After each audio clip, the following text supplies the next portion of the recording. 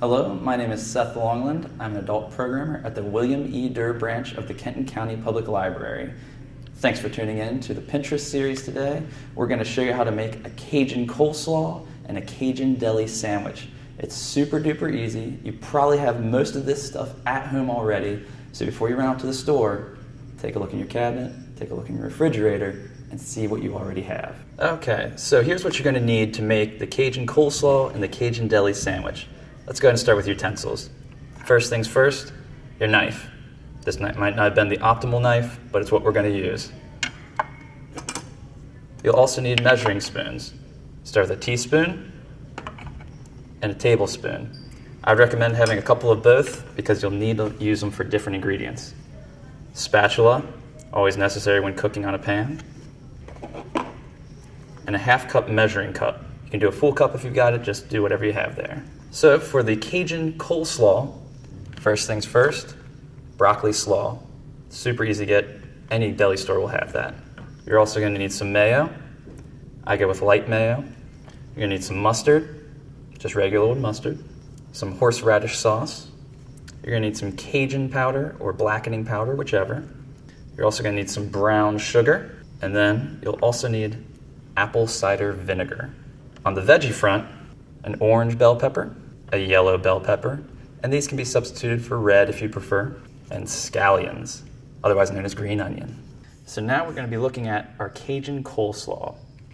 Once again, we have that broccoli slaw mix here, and to that we're just going to add a couple things. We're going to add some thinly sliced and then cut in half bell peppers. I've got the yellow and the orange here. Just kind of adds to the texture.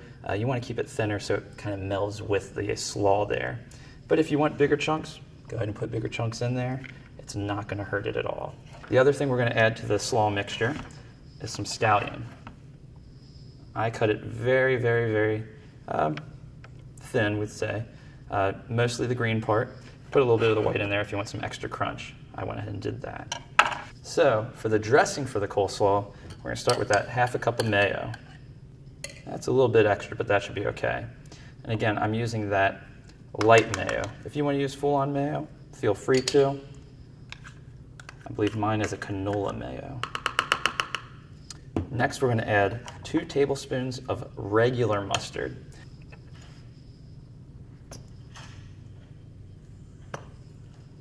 So there's the first tablespoon.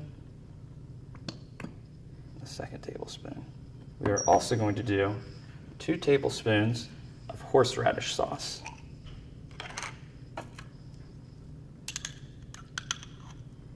There's 1, 2. And again, feel free to adjust any of these levels. Horseradish can get pretty spicy, so if you don't want to do that, go a little light on it.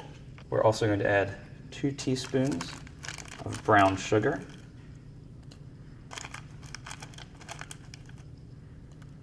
And since it's a little spicy, we'll add just a little extra. And then 2 teaspoons of the Cajun seasoning or blackening seasoning. Now we'll give this a good mix together.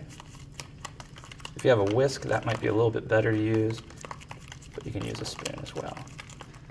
Okay, so it looks like everything is pretty well combined there. So we're going to go ahead and pour this into our slaw mixture. Okay, now we're going to stir together all this here. Just really want to toss it all together. Make sure it gets a nice even coating. And that's starting to look nice, nice and combined. That's the key. You want everything covered. You want a nice bite of that dressing in every single bite of slaw. Final thing you can do for this is drizzle a little bit of apple cider vinegar right on top of that. Oh. Or sometimes a splash of apple cider vinegar. And I also like to add some cracked pepper. Just give it a few good twists in there. And then one last stir to make sure that all combines there a little bit. Okay, your Cajun coleslaw is ready to go. You can serve it immediately or put a little saran wrap over it, toss it in the fridge. This will hold for a couple days for sure.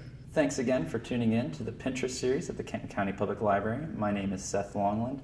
We have tons of free programming, and you can find all those at our website, kentonlibrary.org. And we have free programming at all 3 branches. So if you want to sign up, you can go to the website, call us, or just stop on in and we'll get you registered to go. Happy cooking and bon appetit.